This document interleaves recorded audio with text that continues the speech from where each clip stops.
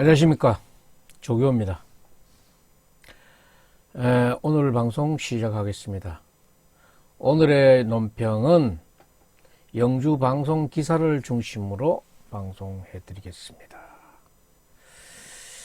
영주 방송 홈페이지를 보면은 박근혜 대통령에 대한 기사가 있습니다.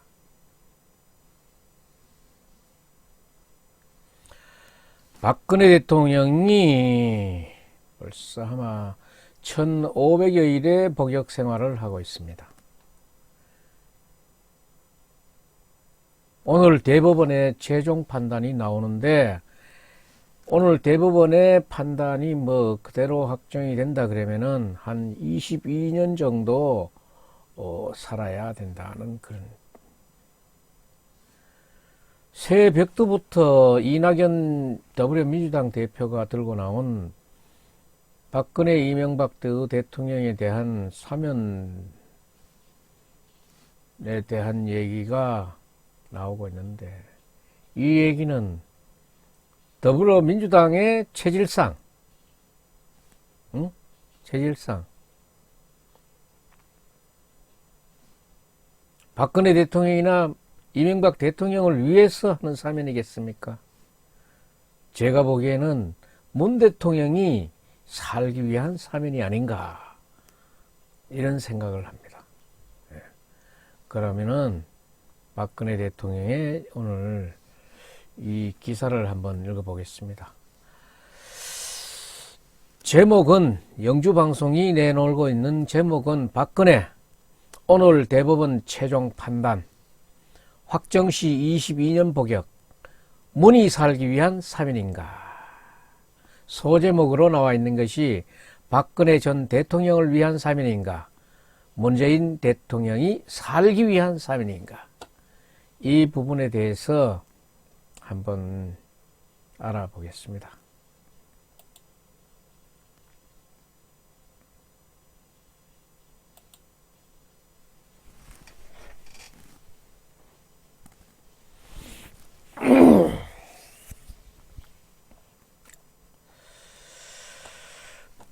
국정농단과 국가정보원 특별활동비 상납 사건으로 4년간 재판을 받아온 박근혜 전 대통령에 대한 대법원 최종 판단이 오늘 나옵니다. 대법원 3부 노태악 대법관이 주심입니다. 오늘 11시 15분으로 정해져 있습니다. 특정범죄 가중처벌법 등에 관한 법률 위반, 이건 뇌물에 관한 위반입니다. 혐의로 기소된 박 전 대통령 재상고심 선고를 내린다, 이랬습니다.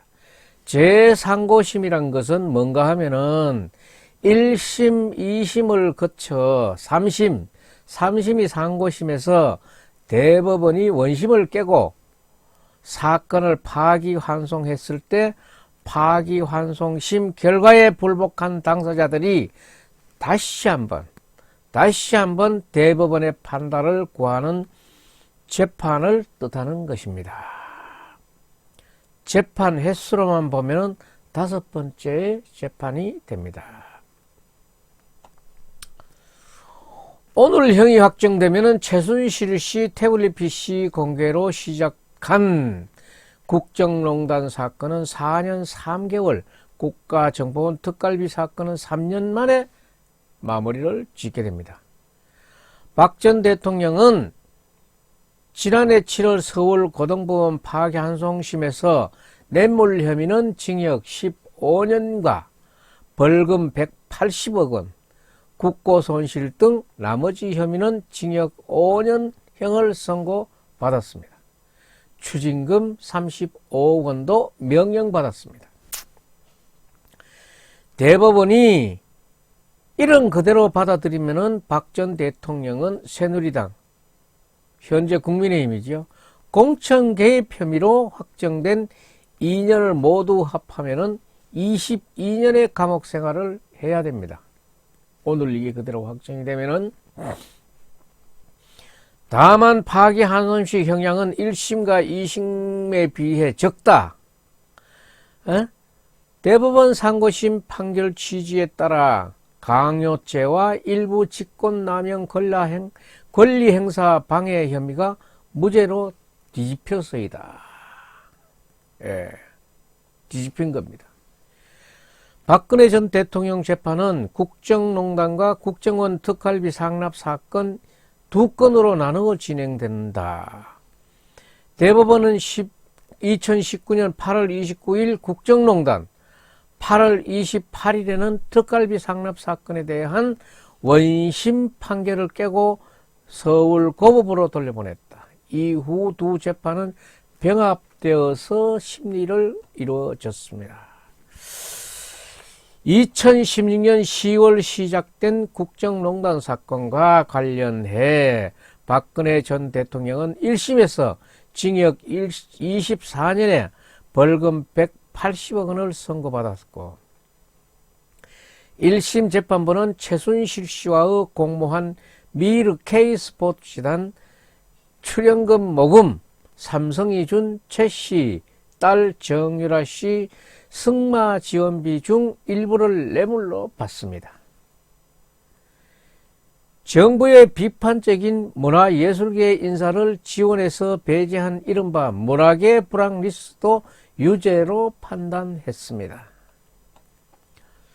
2심은 삼성영재센터 후원금을 뇌물로 추가해서 징역 25년에 벌금 200억 원 형량을 늘렸습니다.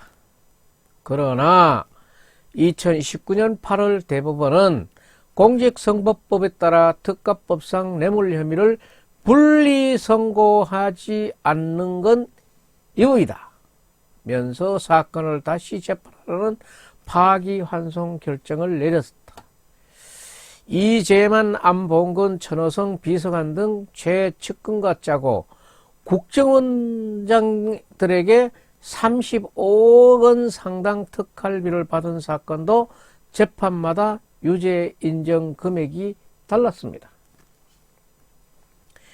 1심 35억 원 중 33억 원은 뇌물이 아니지만 국고 손실 피해에 해당된다며 징역 6년의 추징금 33억 원을 선고한 바 있습니다. 2심은 33억 가운데 27억 원만 국고 손실액 보고 나머지 6억 원은 횡령죄를 적용해 징역 5년의 추징금 27억 원으로 형량을 낮췄습니다. 하지만 대법원은 34원 전체가 국고 손실이고 이병호 전 국정원장 시절에 받은 2억 원도 뇌물이라며 사건을 서울고법원으로 돌려보내 다시 재판하도록 했습니다. 박 전 대통령이 형이 확정되면은 이명박 전 대통령과 함께 특별 사면을 검토한다는 목소리가 커질 수 있습니다. 특별 사면은 형의 선고 효과를 소멸시키는 일반 사면과 달리 형의 집행만 면제해주는 처분입니다. 2021년 새벽두에 이낙연 더불어민주당 대표가 꺼내든 사면론은 이명박 박근혜 대통령의 사면론은 이틀 만에 이 얘기를 꺼낸 지 이틀 만에 민주당 지도부가 재론하지 않기로 하면서 봉합됐지만 아직은 꺼지지 않은 불씨입니다. 시기상조라는 지적과 함께 언젠가는 이슈화될 사안이라는 의견이 맞서고 있습니다. 오늘 확정 판결을 기다리는 사람은 많습니다. 그 중에서 문재인 대통령이 결재 해지하는 마음과 서울시장, 부산시장 선거를 앞두고 야권의 분열 이런 거를 노리는 사면이나 특별 사면이 있을 거라는 여론도 만만치 않습니다. 결국은 문재인 대통령 자신이 살기 위한 사면인가? 박근혜 전 대통령을 위한 사면인가? 이거는 아는 사람은 알지요. 그 와중에 억울한 옥살이는 없는가? 역사는 준엄합니다. 이 박근혜 대통령을 탄핵하려고 상대당인 더불어민주당이 날뛰는 거 휘두르 치는 거는 당연한 일이지만은 새누리당, 당시의 새누리당 20대 국회의원 새누리당 그 국회의원 중에서 유승민 등 40몇 명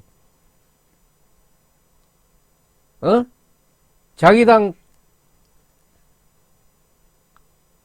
당이 배출한 대통령을 사면하려고 상대당과의 의견을 같이 해서 탄핵에 성공했지요.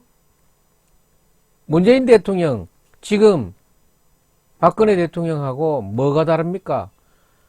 시중의 얘기는 더하면 더했지 덜한 건 없다 그러는데 유승민 의원 여기 왜 탄핵에 왜 선봉에 서지 못하지? 손편지까지 써가면서 박근혜 대통령 탄핵해달라고 호소해놓고 지금 와가지고는 박근혜 대통령 사면됐으면 좋겠다. 병주고 얕구나. 정치는 선이 있어야 됩니다. 미꾸라지매로 요리 갔다 저리 갔다 몇 그당 빠져댕기가 될 일이 아니고 국민을 그렇게 바보로 생각하면 안 돼요. 당신의 했는 행적이 드러나고 있는데 국민은 그때 가면은 잊어버릴 거라고 지 행동 지 마음대로 한다. 우리 주변에도 보면은 그런 것들이 있어요.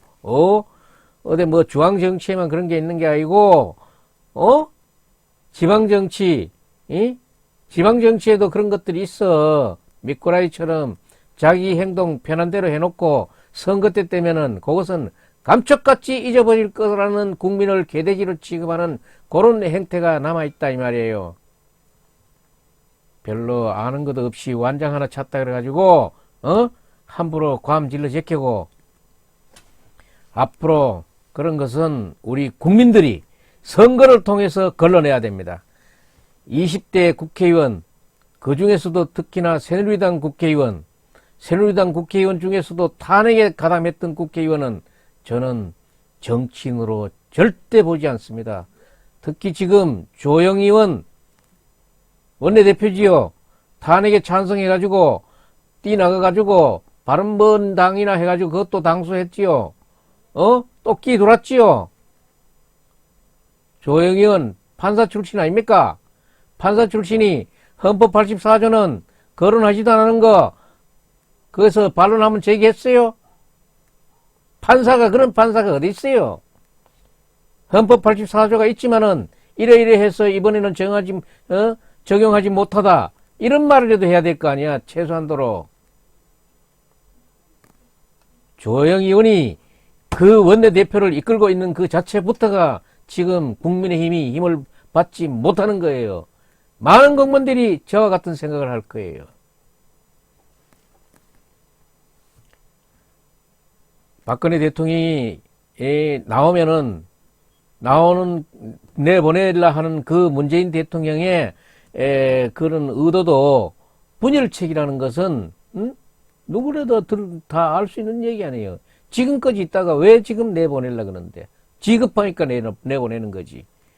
그렇다 그러면은 야권의 분열은 없을 수 없는 거예요.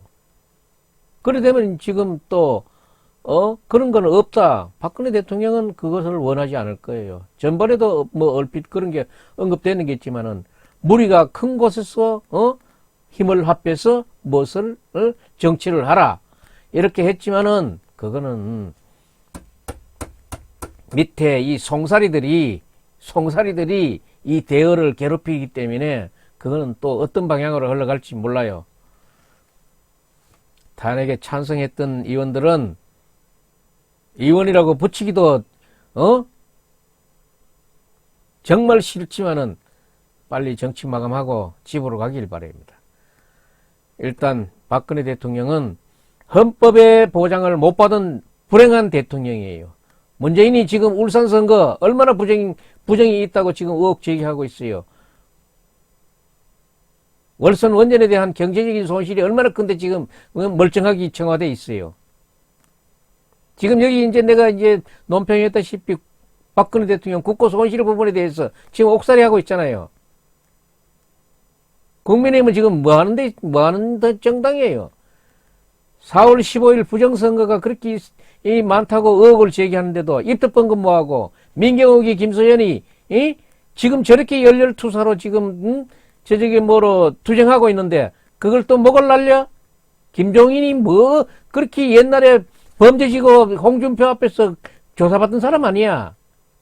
그러니까 홍준표 못 받으려고 그러고 홍준표하고 지금 안철수하고 둘이서 당을 차린다 그러면은 홍준표 따라갈 국회의원 국민의힘에 몇 명이나 되겠어요.